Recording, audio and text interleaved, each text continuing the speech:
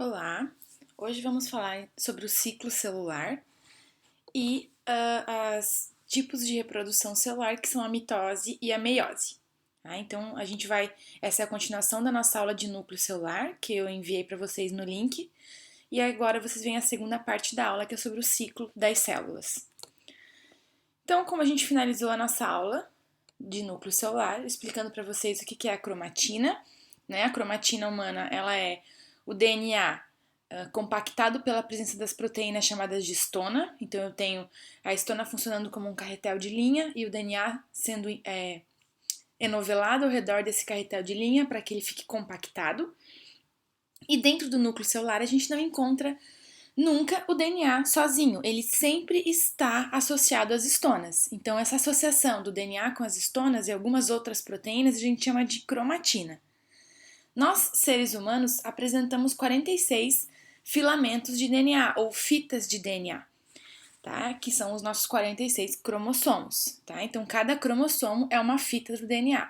Nós temos 23 pares de DNA que vieram da mãe, então do par 1 até o par 22, mais um X ou um Y, dependendo do sexo do indivíduo, e um de cada, do 1 até o 22, mais um X ou um Y do pai, tá? Então a gente recebe um componente genético de cada um dos nossos progenitores. E aí, como a gente pode ver nessa imagem aqui, eu tenho os 23 pares de DNA associados sempre a proteínas, né? Formando então os cromossomos aí que a gente chama de homólogos, porque eu tenho sempre um cromossomo 1 que veio da mãe e 1 que veio do pai, o 2 que veio da mãe e o 2 que veio do pai, e assim sucessivamente até chegar no par 22, mais a presença dos cromossomos autossômicos e sexuais, tá? Então, os sexuais aí são o X e o Y. A mulher apresenta 44 pares de cromossomos autossômicos, mais 2 cromossomos X, formando 46, e o homem apresenta 44 pares de cromossomos autossômicos, mais um X e mais um Y, formando 46. Ok? Então, esse tipo de visualização cromossômica em forma, né? Quando o DNA ele está em forma de cromossomo, que é esse xizinho que a gente visualiza, ele só é possível em um momento do ciclo celular, tá? Que é quando a célula está efetivamente se dividindo. Tá? Então, para isso, a gente vai ver um pouquinho de quais são as fases do ciclo celular, para a gente visualizar, entender em que momento é possível a gente observar a presença dos cromossomos na célula. Porque, de maneira geral, lembrem que a célula ela é uma estrutura viva, né? Um organismo vivo. Se ele é vivo, ele está em constante metabolismo ativo. Então, ele precisa do DNA dele totalmente aberto e disponível para a ação das enzimas de transcrição e de replicação. No determinado ponto da divisão celular, onde eu tenho que garantir que a mesma quantidade de DNA vão para um lado ou para o outro da célula, ou vão ficar nas células filhas de maneiras igualitárias, eu preciso fazer com que o meu DNA fique extremamente compactado para que não se perca informação genética. Tá? Então, aqui nesse esqueminha, a gente vê todas aí as fases da divisão celular. Então, na primeira imagem, a gente tem um momento onde o núcleo ele se desfaz e os cromossomos eles vão para o centro da célula. Na segunda imagem, do lado direito, vocês veem que esses cromossomos estão sendo puxados para os polos opostos da célula. Mais para baixo, a gente vê que eles vão formando de novo, esses grupinhos de cromossomos vão se formando em núcleos. E aí, assim sucessivamente, essa célula ela vai se dividindo. No final do ciclo celular, a gente precisa ter uma célula igual à célula progenitor. Né? E aí a gente vai, ao longo da aula, hoje discutindo os dois tipos de divisão que acontecem nos seres. Então, o ciclo celular. Essa é uma frase que eu gosto bastante sobre o ciclo, é onde uma célula surge, existia uma célula prévia. Exatamente como os animais só surgem de animais e as plantas de plantas. Então, a gente volta para a pergunta do que veio primeiro, né? A galinha ou o ovo, mas isso não está em discussão no momento.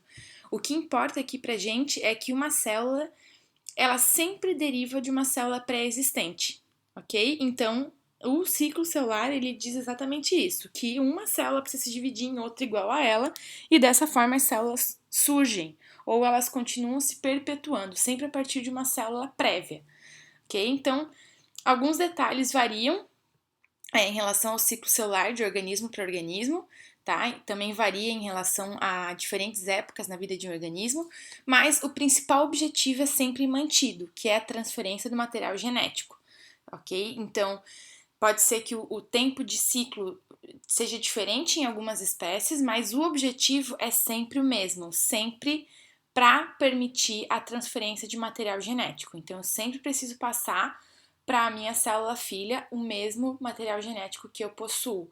Dessa forma, eu perpetuo, né, os meus genes para as próximas gerações, ok? E aí a gente vai ver que em diferentes espécies animais, o tempo de duração do ciclo celular é variável. Então, as células embrionárias de sapo, ele demora 30 minutos para se duplicar. Então, o ciclo celular é muito rápido. A gente vê que as células de levedura, né, que é um tipo de fungo, demora aí de 1h30 a 3 horas. As células do nosso intestino levam em torno de 12 horas. Os fibroblastos, que são as células que compõem o nosso tecido conjuntivo, ele leva em torno de 20 horas, enquanto que as células hepáticas, as células do fígado, a duração do ciclo celular é de em torno de 1 ano. Então isso é variável. E lembrem que existe um tipo de célula que não faz, né, ciclo celular, que são os neurônios. Os neurônios, eles não fazem duplicação celular, eles nunca se dividem, porque ele é uma célula que, quando morre, ela morre e não tem outra célula para entrar no lugar dela, ok? Então, esse tempo de ciclo celular é variável entre as espécies. Essa imagem eu gosto bastante, é uma imagem que mostra bem esquematicamente todas as fases do ciclo celular, então tentem acompanhar comigo. A gente tem uma fase chamada de fase M, que é o que está ali em destaque na imagem, a fase que está em verde, que está escrito um Mzinho ali, que é a fase que a célula se divide. Então a gente vai ver que naquele momento ali eu tenho um monte de eventos que acontecem para que a célula se divida de maneira igualitária. Mas esse é só um momento da célula onde efetivamente ela se divide. A célula vive um outro momento todo que a gente chama de intérfase, que é o momento em que a célula está vivendo e desempenhando as funções dela. Então é como se a vida inteira ela tivesse em intérfase e quando ela gera um descendente, ela está na fase M, ok? Então a gente chama esse momento de intérfase em 3 fases diferentes, que é a fase G1, a fase S e a fase G2, tá? E aí todas essas fases vocês vão ver que elas fazem parte do ciclo celular. Então alguns autores chamam o momento em que a célula está apenas desempenhando suas funções metabólicas, sem ter nenhum tipo de relação com o ciclo celular, alguns autores chamam de G0. Seria o momento em que a célula está vivendo o mundo dela, vivendo o metabolismo dela, vivendo o ambiente onde ela está inserida, e ela não está duplicando nenhum tipo de organela ou de DNA para que tenha divisão. A partir do momento que a célula entra em G1, o G1 leva em torno de 5 horas, tá? E aí essa é uma média entre os tempos de divisão celular, né? Como vocês podem observar, ele é variável. Então, a fase chamada de G1 é uma fase em que tem uma intensa atividade de síntese proteica, de RNAs e também de organelas celulares. Então, é o momento onde a célula recebeu um start que está na hora dela se dividir, e para isso ela precisa se preparar. Então ela precisa ter muitas proteínas, muitas enzimas, o RNA para muitas proteínas e as organelas celulares precisam começar a se duplicar, né? Então onde eu tinha ali um número de cromossomo X, eu preciso que vire 2x. Onde eu tenho um retículo endoplasmático de um tamanho, eu preciso que ele duplique o tamanho dele. Então pensem que todas as organelas precisam iniciar um processo de bipartição, né, de duplicação, para que o ciclo celular prossiga.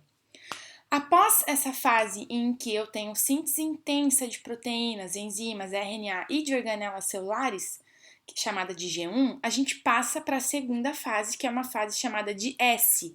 O S quer dizer síntese, tá? Então é um momento de síntese de quê? De DNA. Tá? Então, é na fase chamada de S, que é a fase mais demorada do ciclo, em torno de 7 horas, é que acontece o processo de replicação do DNA. Então, na fase S, meu DNA inteiro ele replica, ou seja, onde eu tinha os 46 cromossomos, isso precisa duplicar e ir para um número de 92 cromossomos para que daí eu consiga formar duas células filhas, ok? Então, na fase S, dura em torno de 7 horas. Após eu ter as organelas duplicadas e o meu DNA duplicado, a gente pula para uma fase chamada de fase G2, que está em azul mais escuro nesse esquema. Dura aproximadamente 3 horas e nessa fase chamada de G2 acontecem a síntese das moléculas, das enzimas e das proteínas que são necessárias para que aconteça o processo de mitose. Então é aqui que a célula visualiza se as organelas foram duplicadas corretamente, se a célula já tem todas as proteínas do citoesqueleto preparadas, se ela já tem todas as proteínas de movimentação e de transporte preparadas para que a mitose efetivamente aconteça, ok? Se todas essas fases estiverem ok, a gente parte para a fase chamada de fase M, onde acontece efetivamente a divisão celular, tá? E aí que nesse slide próximo eu coloquei para vocês escrito exatamente o que acontece em cada uma das fases. Então na G1 acontece uma intensa atividade de síntese de proteínas, enzimas, RNA e das organelas. Na fase S está acontecendo a replicação do DNA e na fase G2 acontece a síntese de biomoléculas, né, necessárias para a mitose. Então pensem nas proteínas do citoesqueleto, nas proteínas de transporte, nas actinas da vida que vão fazer uma função importante no momento da citocinese, tá? Então várias dessas proteínas precisam ser produzidas nesse momento chamado de G2. Se tudo funcionar, a gente parte para a fase chamada de M, tá? Porém, como nossas células elas são extremamente sábias no controle do ciclo celular, a gente vai ver que esse controle ele é extremamente refinado. O que isso quer dizer? O ciclo celular é o momento que a célula tem para fazer um clone dela. Então ela vai se duplicar em outra igual a ela. Ela não pode permitir que aconteçam erros nesse momento da duplicação. Se acontecer qualquer tipo de erro, essa célula automaticamente vai entrar em processo de apoptose e vai acabar morrendo. Então, para evitar os erros, existem vários pontos de checagem para verificar se o ciclo celular está acontecendo de maneira correta. E aí existem 3 famosos pontos de checagem que eu vou apresentar aqui para vocês. O primeiro deles é o ponto de checagem 1. Acontece na fase G1 e as perguntas que esse ponto faz para a célula é: a célula aumentou de volume? O meio que ela está é apropriado? Isso quer dizer o quê? A célula ela vai precisar dar origem a outra igual a ela. Isso quer dizer que, obviamente, ela vai precisar aumentar o seu volume, né? Vai aumentar o seu tamanho, vai aumentar a quantidade de fosfolipídios na sua membrana, porque ela vai ter que formar duas, vai aumentar a quantidade de proteínas, vai aumentar a quantidade de organelas internas. E para que ela consiga aumentar tudo isso, ela precisa estar em um meio que é apropriado, onde ela tem a glicose, onde ela tem a energia, onde ela tem a água, o suficiente para conseguir fazer o processo de ciclo celular completo. Então, se a resposta para esse ponto de checagem 1 for ok, a célula já aumentou de tamanho e o meio que nós estamos é apropriado, aí a célula passa para a fase S, que é a fase de duplicação do material genético. Aí, durante todo o processo de duplicação genética, existem várias enzimas internas ao núcleo que fazem esse controle. Passando para a fase G2, a gente tem no final da fase G2, no início da fase M, a gente tem um segundo ponto de checagem. Nesse segundo ponto de checagem, antes de iniciar a fase de duplicação celular propriamente dita, as perguntas que a célula faz são: o DNA foi replicado corretamente? Será que não aconteceu nenhum erro de DNA? Será que nenhuma mutação foi passada para a célula que não deveria ter sido passada? 2. A célula aumentou o volume o suficiente? O meio que ela está é apropriado? Ela faz essa pergunta novamente para verificar se tudo está de acordo, né, com o que deveria estar acontecendo para que a duplicação aconteça de maneira correta. Se as respostas para essas perguntas forem sim, o ciclo prossegue para a fase M e aí tem um terceiro ponto de checagem chamado de ponto de checagem M ou terceiro ponto de checagem, onde acontece a visualização e confirmação de se os cromossomos estão ancorados na placa equatorial. A gente vai ver um pouquinho mais para frente o que é isso, tá? Mas os cromossomos eles precisam estar no centro da célula e unidos com o fuso. O que é o fuso? O fuso é o centro da célula onde vão ficar todos os cromossomos alinhados e proteínas do citoesqueleto vão se ligar nesses cromossomos e vão estar ancoradas em partes periféricas da célula. E no momento da duplicação, metade desses cromossomos vão ter que ir para cada um dos dois lados. Então essa placa ela precisa estar no fuso correto com as proteínas do citoesqueleto segurando o número de cromossomos corretos para enviar para cada uma das células. Se isso daí funcionar perfeitamente bem, a célula se divide e aí onde eu tinha uma célula, agora eu passo a ter duas. Tá? Então, nas fases ali do G1 e do G2, que são os pontos de checagem 1 e 2, a célula está monitorando seu ambiente interno e externo. E aí ela checa se as condições são favoráveis para o evento do ciclo. Já na fase do ponto de checagem M, ou no terceiro ponto de checagem, o que acontece é que a célula está verificando se o DNA dela está em uma condição ideal, tá? Se o número de cromossomos está certo para migrar para cada uma das células filhas. E aí a gente se pergunta então, tá, mas quem é que faz esse sistema do controle do ciclo, né? E aí existem várias proteínas, a gente não vai entrar na nomenclatura de cada uma delas, mas existem várias proteínas que são responsáveis por regular e regulamentar esse ciclo, tá? Então, quando a gente comentou ali em pontos de checagem, são proteínas específicas que fazem esse controle, que verificam se tá tudo certo, se tá tudo funcionando de maneira correta e se é possível que a célula passe para a segunda fase. Tá? E isso é importantíssimo, como vocês podem perceber, né, que essas proteínas elas estejam fazendo essa função de controle, porque o mau funcionamento do sistema vai ocasionar em divisões celulares erradas, né? Então eu vou formar uma célula filha errada. Isso vai ter um desequilíbrio no organismo, inclusive podendo levar à formação de cânceres, né? Com células com excessos de mutações sendo acumuladas no organismo. Okay? Então é importante que aconteça esse sistema de controle de ciclo celular. E aqui eu coloquei esse esqueminha para vocês terem essa parte escrita também do que eu estou falando aqui. Mas quais seriam esses pré-requisitos básicos que a maquinaria do controle do ciclo celular precisa possuir para todas as etapas do processo sejam rigorosamente cumpridas? E aí a gente vê que esse controle do ciclo ele atua como se fosse um cronômetro que inicia em cada uma das fases no tempo apropriado, fazendo com que a etapa só comece quando a etapa anterior já tiver terminado. Então, enquanto a célula está duplicando seu tamanho e as suas organelas, o núcleo fica quietinho na dele, esperando o momento dele. Depois de estar tudo duplicado lá de fora, aí o núcleo inicia seu processo de duplicação, senão ficaria um pouco bagunçado todo o sistema duplicando junto. E aí o ciclo também ele tem esse controle justamente para que o mecanismo seja capaz de iniciar cada fase na ordem correta, para que esse sistema garanta que cada uma das fases só inicie uma vez em cada ciclo. Então a fase G1 só pode acontecer uma vez, a S só pode acontecer uma vez, a G2 só pode acontecer uma vez e a M só pode acontecer uma vez. Imagina se eu acabei de duplicar todo o material genético e aí por algum erro no sistema eu tenho de novo essa célula levando as proteínas da fase S novamente. Aí onde eu tenho uma célula que já está tetraploide, ela ficaria octaploide, o que não é compatível com a vida. Tá? Então, esse controle do ciclo atua como um mecanismo de liga e desliga e é capaz de iniciar cada fase de forma completa e irreversível.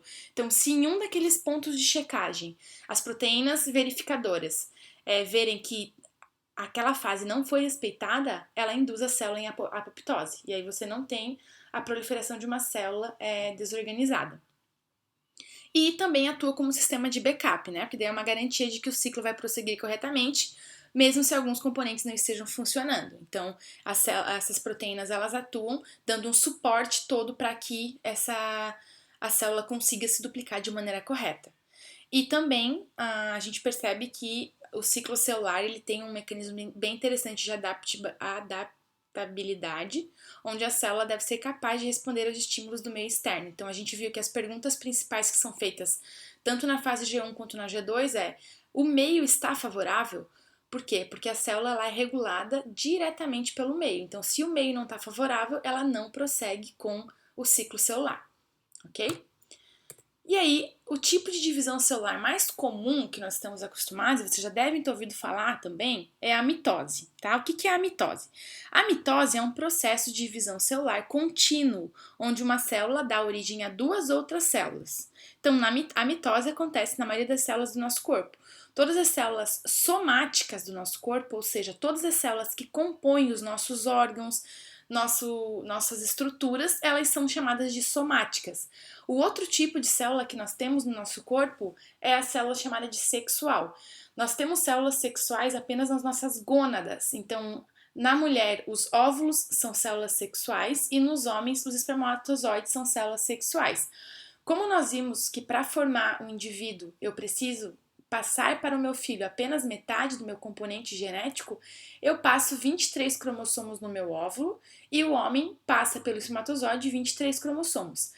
Acontecendo a fusão dessas duas células, nós temos um indivíduo novo formado por 46 cromossomos.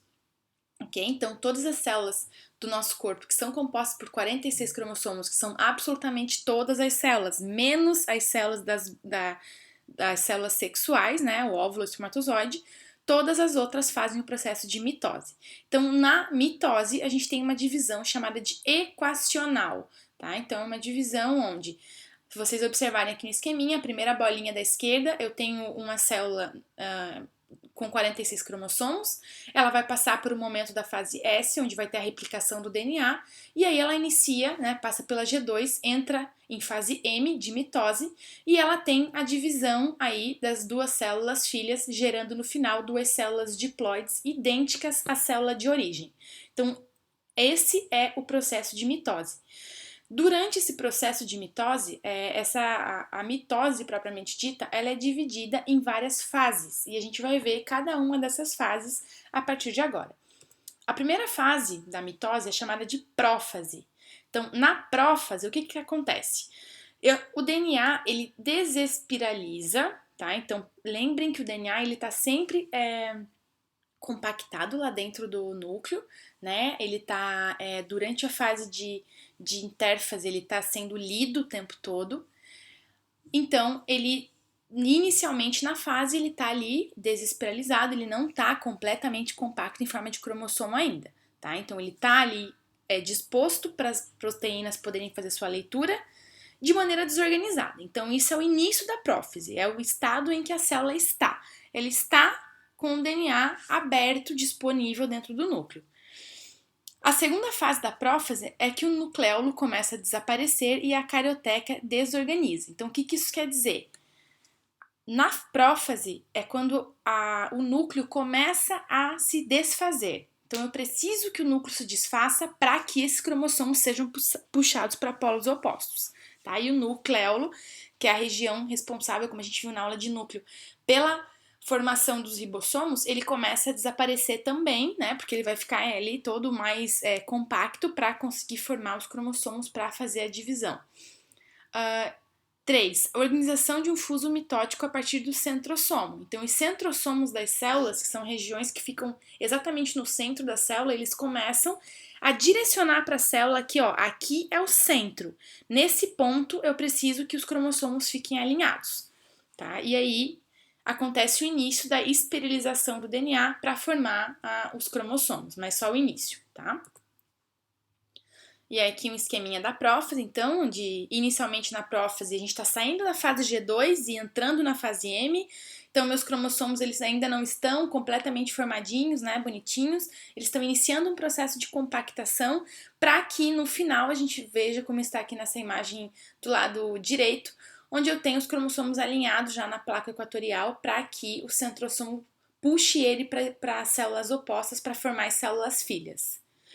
Na fase da prófase acontece, como eu já comentei com vocês, a dissociação do núcleo. Então, as proteínas e as lâminas, né, ou os fosfolipídios que formam o núcleo, eles dissociam. Então, existem proteínas que se aproximam da membrana nuclear e começam a formar vesículas, a destruir a parte do núcleo, né, a membrana do núcleo, justamente porque meu DNA precisa ficar disponível para ser levado para polos opostos, tá? Então, existem algumas proteínas que auxiliam nesse processo de dissociação da membrana do núcleo, que são as proteínas chamadas de quinase CDC2, tá? Vocês não precisam decorar o nome dessas proteínas, tá? Só tô trazendo isso para vocês saberem que são proteínas que fazem isso.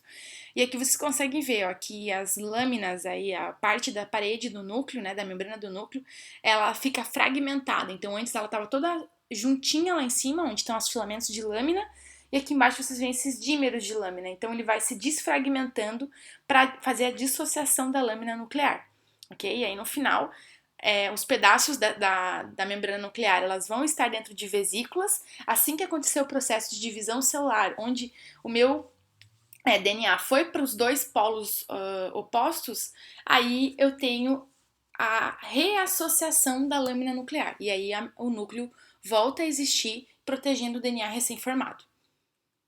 Ok? E aí, então, após esse início de prófase, a gente tem um segundo momento chamado de prometáfase, tá? Então, na prometáfase, a prófase é o primeiro momento da fase M. E aí, depois a gente vem aqui para uma fase chamada de prometáfase. Na prometáfase, a gente já tem os cromossomos bem espiralizados. A gente viu que no final da prófase, eu tinha os cromossomos iniciando um processo de compactação.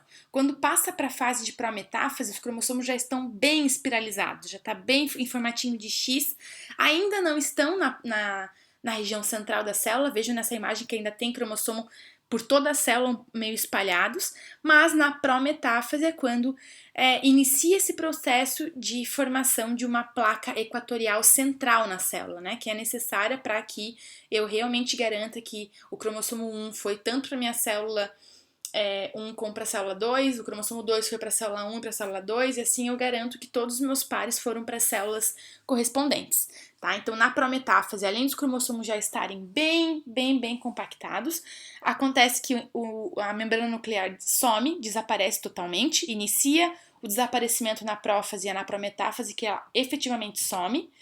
Na região do centrômero, ali na região central da célula, as cromátides dos cromossomos, então o meio desses X que vocês estão vendo na imagem já estão presas por essa linhazinha branca que vocês observam ali. Os centrômeros são esses bastões amarelos que tem nas duas extremidades da célula, garantindo que cada uma das células vai estar em um dos lados, né? Uma vai para o lado direito e uma vai para o lado esquerdo. Do centrômero está saindo essas proteínas do microtúbulo, que são representadas por essas linhazinhas brancas, e elas estão presas no centro dos cromossomos. E aí isso já garante que, por força motor, né, a partir do momento que for liberado, o centrosomo vai puxar, com a ajuda do microtúbulo, esses cromossomos cada um para o seu lado. Mas percebam que na prometáfase eu ainda não tenho esses cromossomos alinhados, completamente alinhados numa placa equatorial. Tá? Já a próxima fase é a metáfase. É na metáfase que eu tenho o grau máximo de compactação dos cromossomos. E é neste momento que eu consigo visualizar os cromossomos no microscópio óptico. Por isso que a gente chama os cromossomos visualizados em microscopia de cromossomos metafásicos. Porque é apenas na metáfase, que é quando eles atingem o grau máximo de compactação, que eu consigo observar essa estrutura em forminha de X, que a gente observa aí. E agora, como vocês podem ver, os cromossomos eles já estão, todos eles, localizados na placa equatorial, eles estão no centro da célula, como vocês podem ver. Nas duas extremidades da célula eu tenho esses pontinhos, essas bolinhas brancas com uma estrutura interna que são os centrosomos. Vejam que do centrossomo está saindo essas linhas vermelhas que estão prendendo os cromossomos. E aí então eu tenho, na metáfase, grau máximo de espiralização, cromossomos alinhados já na placa equatorial da célula, ou seja, no centro da célula. Os centríolos, ou centrosomos, né, já estão dispostos nos polos opostos da célula, e a gente já consegue visualizar que vai acontecer uma divisão aí. Então, cada centrosomo ali, cada parte dessa lateral que está prendendo os cromossomos pelas proteínas do citoesqueleto, ela vai puxar cada uma dessas cromátides ali para cada um dos lados. Assim eu garanto que eu vou ter duas células filhas, né? Duas células idênticas. Tá? E aí depois da metáfase a gente tem um processo chamado de anáfase. Na anáfase verifiquem que aconteceu o fim da divisão dos centrômeros, né? Já tem o encurtamento aí das fibras do citoesqueleto, garantindo com que as cromátides irmãs dos cromossomos sejam desfeitas. Então, eu tenho um cromossomo indo para cada um dos dois lados, e cada cromossomo já migra, né, para os polos opostos da célula, e já tem o início aí basal de uma desespiralização dos cromossomos. Então, assim que finalizar esse momento, eu já vou ter ali o iniciozinho de um núcleo que vai iniciar. Na anáfise, então, eu já tenho a separação dos cromossomos duplicados. Cada cromossomo já migrou para um polo oposto da célula para dar origem aí a uma célula filha. Próxima fase é a telófase. Na telófase, eu já tenho o início de uma formação de carioteca. Então, quer dizer que já aconteceu a separação, como vocês observarem ali, desde da prófase, pela metáfase, anáfase, agora na telófase, a gente viu que já teve essa separação da telófase, né? Os cromossomos já estão começando a se descompactar ou desespirilar, como vocês podem olhar na imagem, já não tenho mais os xizinhos, eu tenho agora os fios soltos de novo. E a telófase é a etapa anterior à citocinese, que é o momento onde essas duas células filhas realmente se dividem em duas. Tá? Então, na telófase, aí eu já tenho o núcleo voltando a existir, né? Então, aquelas lâminas nucleares voltam a se aproximar para formar de novo uma membrana nuclear. E, por fim, a gente tem o período de citocinese, né? Que é quando essas duas células, que inicialmente eram uma, passam a ser duas células idênticas, tá? E aí eu tenho, então, essa membrana nuclear completamente refeita e essa célula, ela é separada. E aí eu tenho, então, duas células agora que são diferentes, tá? Ok? Duas células separadinhas, né? Uma de cada lado. Como acontece essa reorganização da carioteca, então? Ali no período de telófase, aquelas proteínas que eu comentei com vocês que seguravam parte do núcleo dentro de vesícula, elas vão se fundindo novamente, formando de novo uma membrana nuclear. E aí, então, no período de telófase, eu já volto a ter um núcleo separando o meu DNA do restante da célula, tá? Certo? Então, mitose é isso, gente. A mitose é a divisão celular mais básica, digamos assim, tá? A mitose é a divisão celular que todas as nossas células fazem. Porém, vocês observaram ali na mitose que no final, o produto da minha mitose é uma célula diploide idêntica à célula que deu origem ao início da separação, né? Porém, as nossas células sexuais, o óvulo na mulher e o espermatozoide no homem, ele não pode ter no final uma célula diploide. O óvulo e o espermatozoide são células chamadas de haploide. Ele possui apenas um componente genético, porque eu preciso somar o óvulo com o espermatozoide para eu ter uma célula 46. Isso quer dizer que tanto o meu óvulo quanto o espermatozoide eles precisam ter apenas 23 cromossomos. Então, o tipo de divisão celular que as células sexuais fazem é diferente, inclusive o nome é diferente. A gente chama a divisão celular das células sexuais de meiose. Ok? Então, na meiose, eu não tenho uma divisão equacional, onde o meu início é igual ao meu fim. Eu começo com uma célula de 46 e termino com duas de 46. Na meiose, eu tenho uma divisão reducional. Eu começo com uma célula de 46, eu passo a ter 92, mas no final eu vou ter 4 células de 23. Tá? Então, esse que é o processo chamado de meiose. Na meiose, é uma divisão celular que só acontece para a formação de gametas, ok? Ela não acontece em células somáticas, porque ela tem 2 passos, tá? Então, a primeira etapa da meiose é muito parecida com a mitose. A segunda parte é uma segunda mitose. Então, a meiose seria a sucessão de 2 mitoses. A gente vai ver já como é que funciona isso, tá?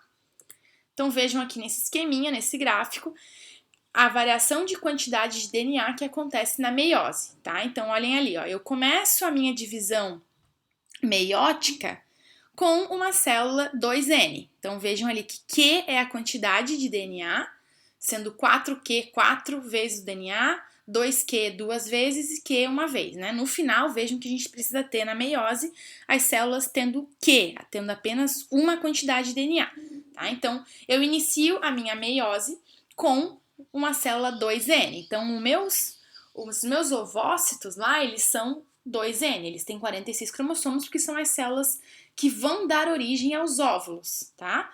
E aí eu faço um processo de intérfase todo comum, como acontece em todas as outras células, onde eu tenho a duplicação desse material passando a ter 92 cromossomos, ou 4Q, ou 4 vezes o material genético. A partir desse ponto eu entro em meiose 1. Na meiose 1 eu passo de 4Q, ou 4N, para 2N. Então acontece um processo de mitose simples. Eu passo de 4 para 2, que é exatamente o que acontece na mitose que a gente acabou de ver. Ok? Porém, 2Q ou 2N, né, eu ter 46 cromossomos não é o suficiente, porque eu preciso que a minha célula sexual ou minha célula gamética tenha apenas um N. Então, para garantir que isso seja obedecido, após finalizar a meiose 1, eu inicio um processo de meiose 2. Na meiose 2, eu repito exatamente todos os passos da mitose novamente. E aí eu tenho, no final, dou origem às células haploides. E aí no final aí vocês veem que a célula tem um Nzinho único ali, porque todos os meus gametas eles têm apenas um componente genético, totalizando 23 cromossomos. Ok?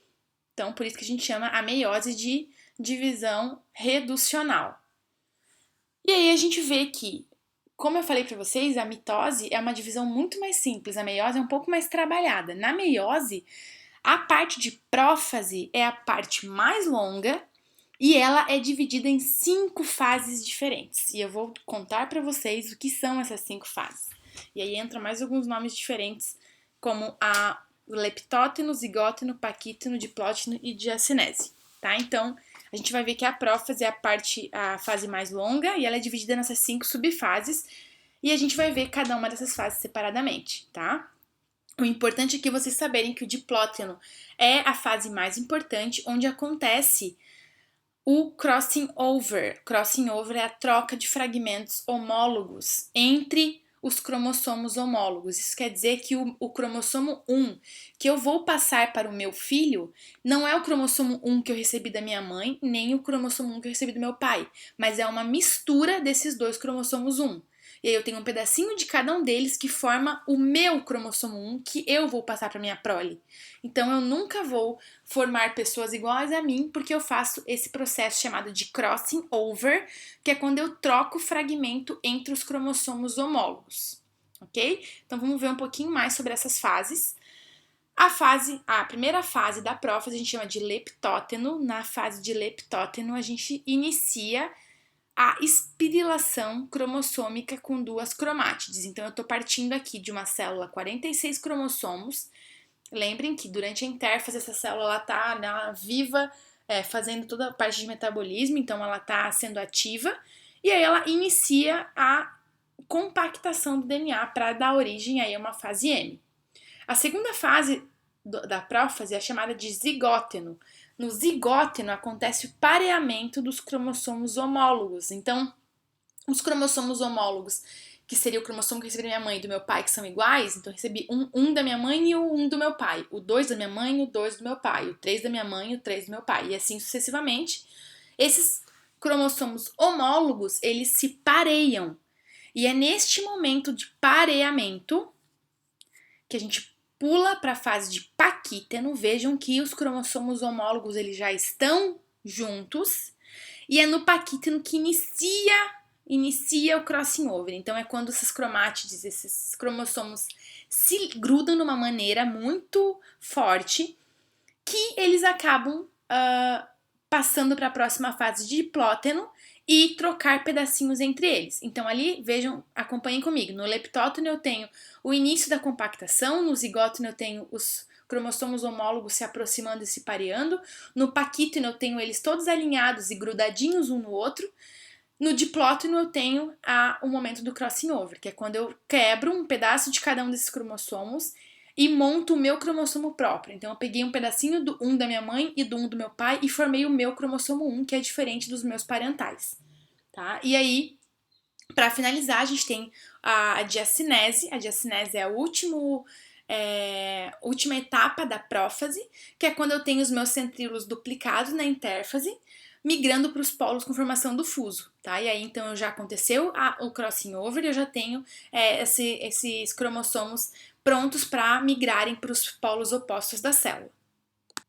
Ok?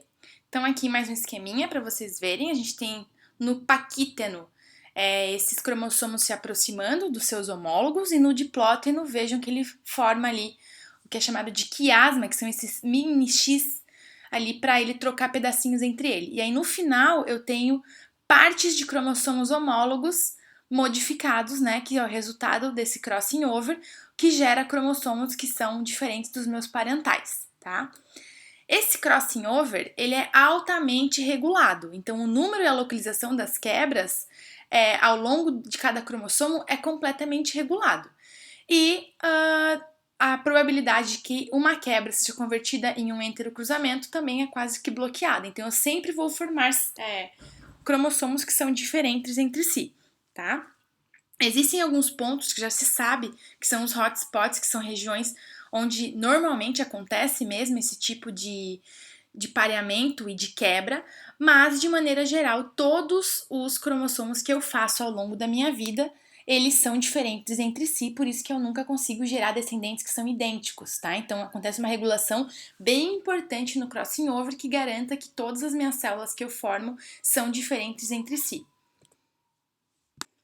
Nesse esquema, a gente pode ver as possibilidades de contribuições para o arranjo do material genético que acontece na produção de gametas durante a fase de meiose. Então, no esquema da esquerda, a gente vê que durante a meiose 1, a gente tem ali os cromossomos homólogos, né, decorrentes da mãe e do pai. Primeiro que, para a gente formar a meiose 2, já tem uma aleatoriedade, né, desses arranjos aí dos cromossomos. Então, eu posso pegar e trocar pedacinhos entre o cromossomo do pai e da mãe. E aí vocês conseguem ver ali embaixo, ó, que eu vou pegar, por exemplo, o 1 da mãe, o 2 do pai, o 3 da mãe, o 4 do pai. E aí a gente já tem ali uma possibilidade de gametas diferentes nessa esqueminha aí da imagem A. Além dessa diferença entre de quem eu vou pegar cada um dos cromossomos, eu tenho também um plus de diferenciação por conta do crossing over que a gente acabou de comentar. Então, além de eu já poder escolher em qual dos dois vai formar o meu filho e já seria um indivíduo diferente de mim, eu ainda pego esses cromossomos da mãe e do pai e troco pedaços entre ele. Então, isso garante que a variabilidade genética é enorme e a gente nunca forma indivíduos que são idênticos geneticamente, tá? Por toda uma questão aí de diferenciação dos cromossomos e do chamado crossing over, que aumenta em muito a variabilidade genética. Como nós vemos, então, no processo de meiose, ele é envolvido por duas fases. Então, eu tenho a meiose 1 e a meiose 2.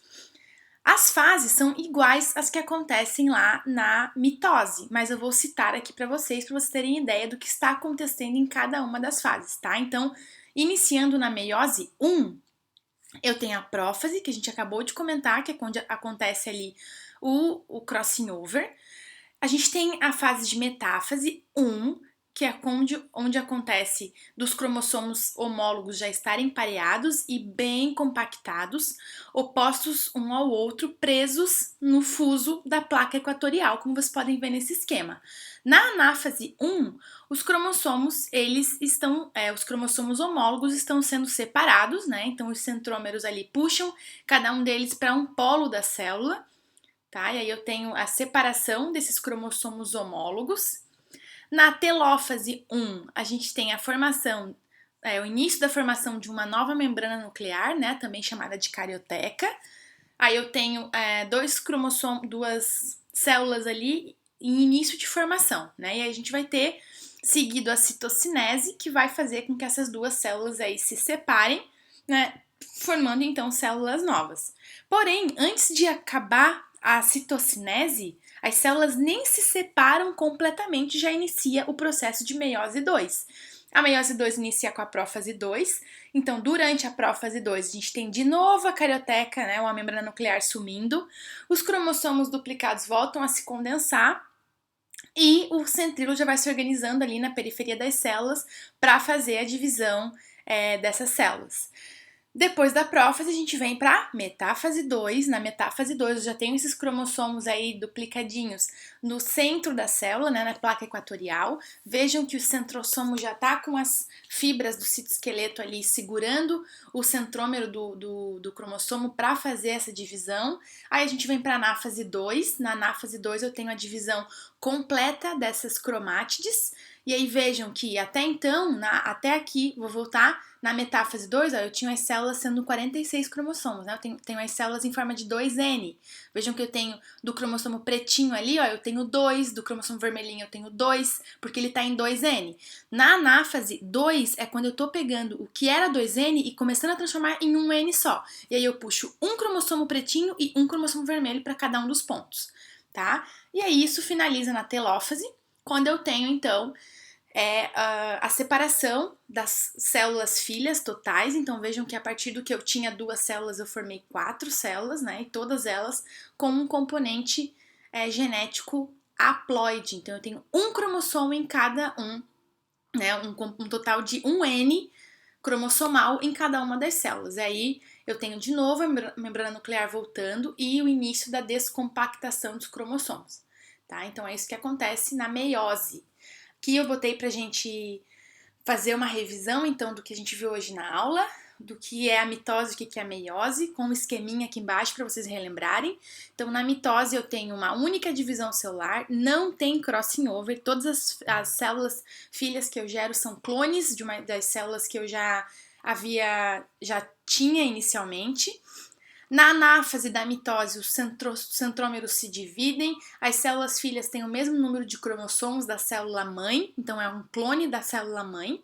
E na mitose, permite o crescimento do indivíduo nos pluricelulares, permite substituição de células e reparo de danos. Então, quando eu tenho uma célula machucada e ela morre, a célula vizinha faz mitose e ocupa aquele espaço, tá? Então, é mais uma substituição celular e crescimento. Enquanto que na meiose eu tenho 2 divisões celulares sequenciais. Acontece o processo chamado de crossing over, que é um processo onde eu tenho troca de fragmentos genéticos entre os cromossomos homólogos. Isso aumenta absurdamente a variabilidade genética do organismo. Os centrômeros não se dividem na anáfase 1, né? Só acontece essa divisão na anáfase 2, quando eu tenho a célula completamente dividida em 2 diferentes. As células filhas têm metade do número de cromossomos da célula mãe, então eu iniciei o processo de meiose com 46 cromossomos e eu finalizo com células contendo apenas 23, que é o componente haploide. E em indivíduos pluricelulares, a meiose é o tipo de divisão celular que permite a produção de células sexuais, bem como a reprodução do indivíduo. Então, todos os nossos óvulos e espermatozoides, eles são feitos a partir de uma divisão celular chamada de meiose. Ok? Qualquer dúvida que vocês tenham ficado, deixe nos comentários ali do mural lá do Eva, onde eu vou postar esse link, e assim que eu ver eu respondo para vocês, tá bom? Bons estudos e descansem. Tchau, tchau, pessoal!